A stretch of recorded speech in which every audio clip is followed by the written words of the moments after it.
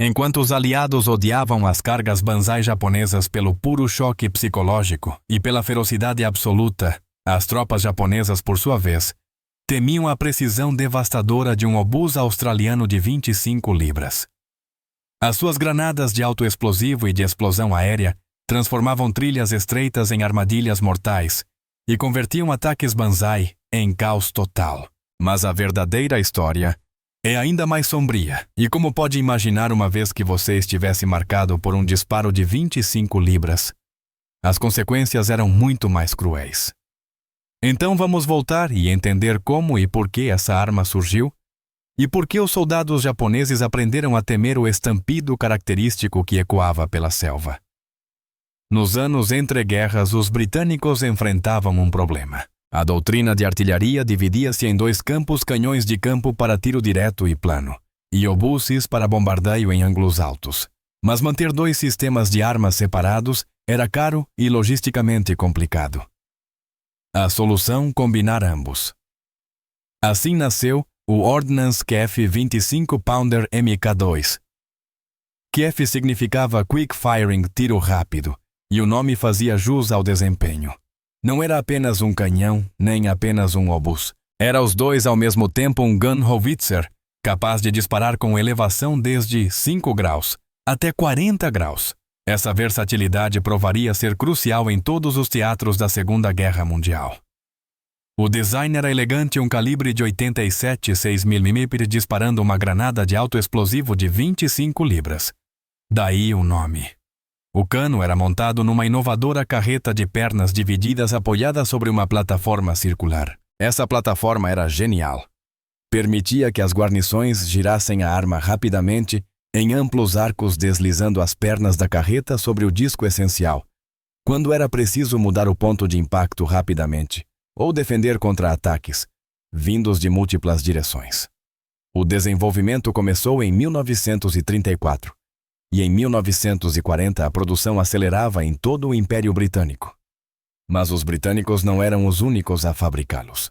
A Austrália sabia que a guerra estava chegando ao Pacífico e que não podia depender apenas de armas enviadas da Grã-Bretanha, especialmente quando submarinos inimigos controlavam as rotas marítimas. Assim, fábricas australianas começaram a produzir seus próprios obuses de 25 libras sob licença. A arma pesava cerca de 1.800 kg, posição de combate, aprox. 3.970 lb, leve o suficiente para ser rebocada por um caminhão, mas pesada o bastante para permanecer estável em tiro rápido. E tiro rápido era a chave, e uma guarnição bem treinada podia manter 6 a 8 disparos por minuto, com picos de 10 a 12 quando necessário. Mas o canhão era apenas metade da equação. A munição o tornava letal. Granadas de autoexplosivo para bombardeio geral. Munição de explosão aérea com espoleta temporizada detonando sobre o alvo e lançando estilhaços para baixo. Munição fumígena para ocultar movimentos. Munição iluminante para combate noturno. Munição perfurante para uso antitanque, em tiro direto raro no Pacífico. Cada granada continha cerca de 2 kg de explosivo, não muito para padrões de artilharia pesada, mas perfeitamente equilibrado para o papel do 25 Pounder forte, o suficiente para devastar infantaria leve, o bastante para sustentar alta cadência de tiro. As forças da Commonwealth chamavam simplesmente de The 25.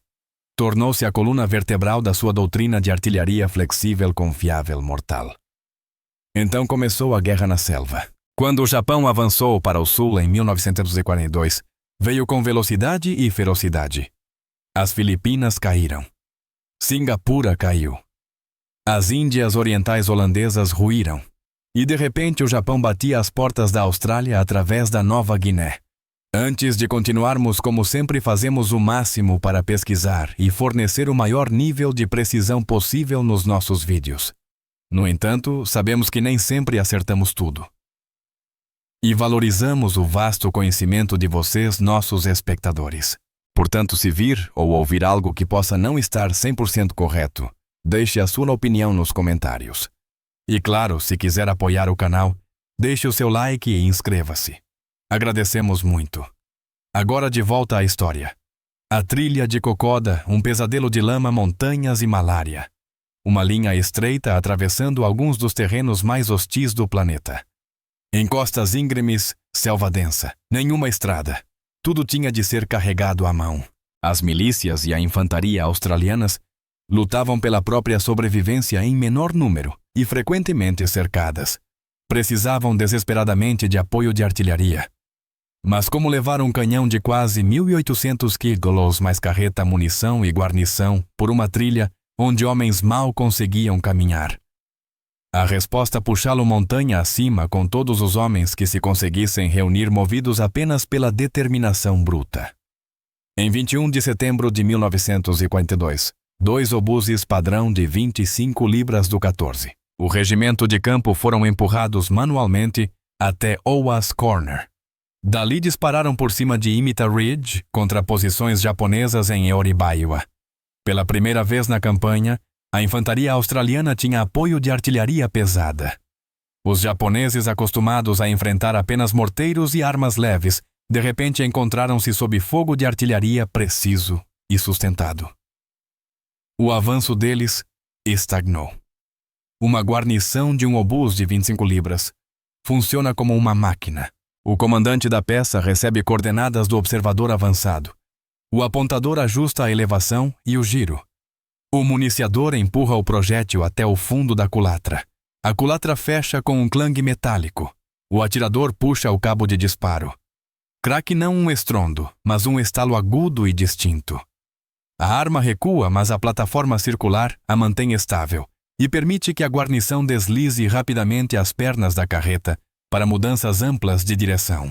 A culatra abre automaticamente ejetando, ou estojo gasto. Outra granada já está sendo carregada. 6 a 8 segundos depois, outro estalo. Depois outro. E outro. Em novembro, durante a contraofensiva australiana em Oivi-Gorari, o 2º do Regimento de Campo já tinha várias peças apoiando o avanço. Observadores avançados estavam integrados às unidades de infantaria. Comunicações por rádio ligavam as peças à linha de frente.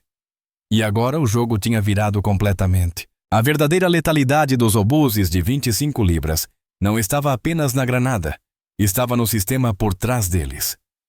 Os artilheiros australianos pegaram um método já comprovado da Commonwealth, fogos defensivos pré-planejados e pré-registrados, e o adaptaram de forma implacável à selva da Nova Guiné, mapeando trilhas e pontos prováveis de reunião, de modo que barragens de artilharia pudessem ser solicitadas por código em segundos. Antes de qualquer ataque, os observadores avançados mapeavam cada aproximação, cada trilha, cada possível área de concentração. Medições de distância, cálculos de tiro. Registro das peças em pontos de referência, depois esperavam. Quando as forças japonesas iniciavam um ataque, muitas vezes à noite, confiando em velocidade e choque, os observadores chamavam apenas um código simples, ponto de referência, número de disparos.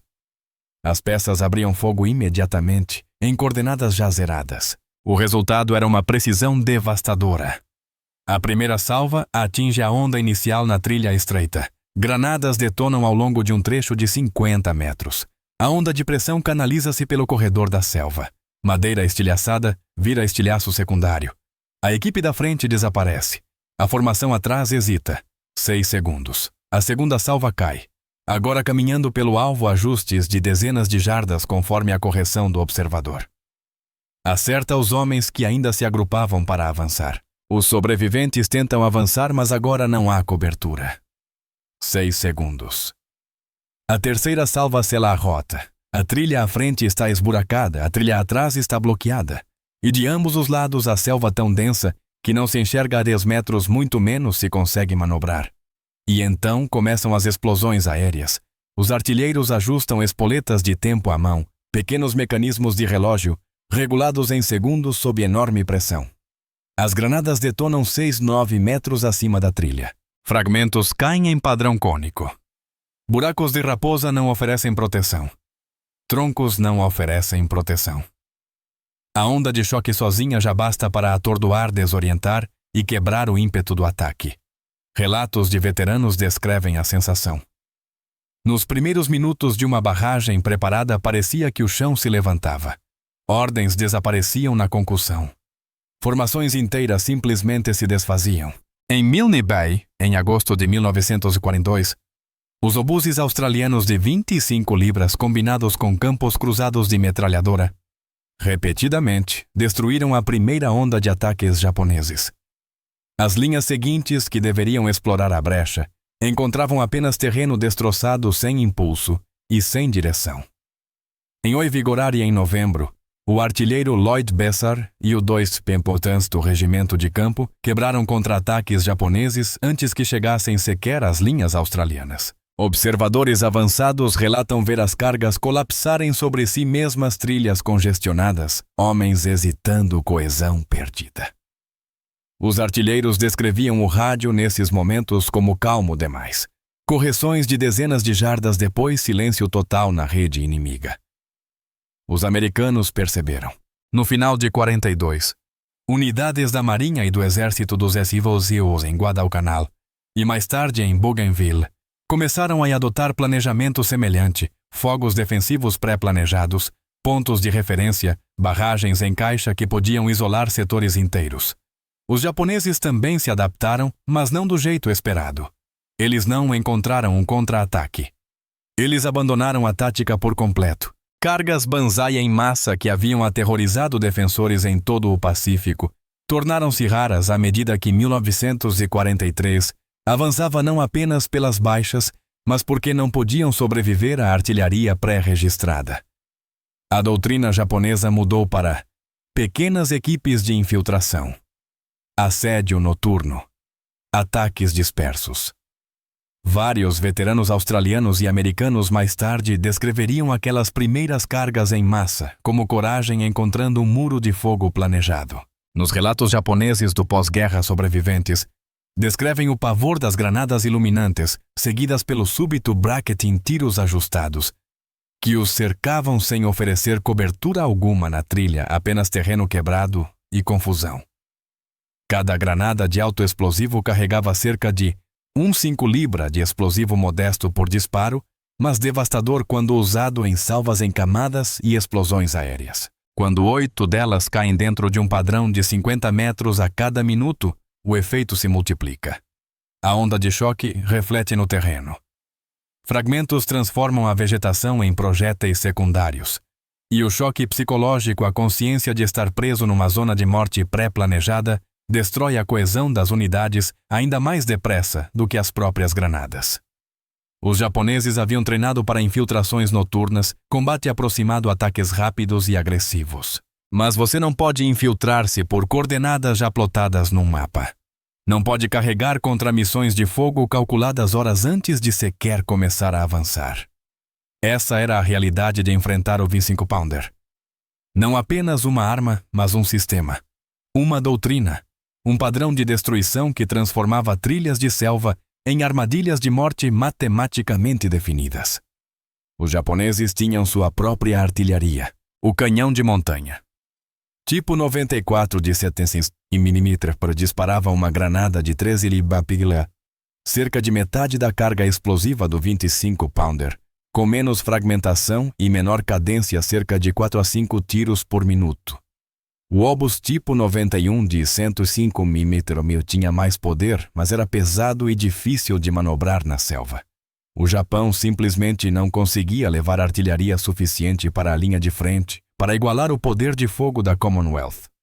Mais crítico ainda, a doutrina japonesa enfatizava fogo direto no ataque. Suas peças avançavam com a infantaria disparando a olho nu. A flexibilidade do 25 Pounder, tiro plano para fogo direto, ou ângulo alto para bombardeio indireto combinada com fogos defensivos pré-registrados, dava às forças da Commonwealth uma vantagem decisiva. A maior vantagem do 25 Pounder era a logística. Cada munição era autocontida a projétil e estojo num único cartucho. Nada de cargas separadas para gerenciar. Isso simplificava o manuseio e reduzia o tempo de recarga. A Commonwealth tinha linhas de produção altamente padronizadas, espalhadas pelo Império. A Austrália fabricava munição localmente. As cadeias de suprimento eram curtas, as equipes de artilharia treinadas ao extremo. Centros de direção de tiro calculavam soluções rapidamente. Observadores avançados integrados à infantaria aprendiam a coordenar com eficiência. Rádios priorizavam a ligação entre a linha de frente e as baterias. Uma equipe de 6 homens podia colocar um 25-pounder em ação em menos de 2 minutos. Podiam mudar de alvo em segundos. Podiam manter fogo sustentado por horas se a munição durasse. Não era só a arma. Eram equipes treinadas operando dentro de um sistema integrado de apoio de fogo. Em Uriaba Ridge, em setembro, e durante a contraofensiva em Oivigoraria em novembro, o 25-pounder provou-se decisivo. As forças japonesas que haviam varrido o sudeste asiático encontraram-se paradas pela infantaria australiana, apoiada por fogo preciso. Quando os japoneses se concentravam para ataques maiores, a artilharia desintegrava suas formações. Quando tentavam flanquear zonas de fogo pré-registradas, transformavam trilhas em campos de morte. Quando atacavam de noite, granadas iluminantes iluminavam tudo e explosões aéreas despedaçavam o assalto. Em novembro de 1942, os japoneses estavam em retirada. A maré havia virado e, embora muitos fatores tenham contribuído à coragem da infantaria australiana, as dificuldades logísticas japonesas, o apoio aéreo, o 25-pounder estava presente em todos os momentos críticos.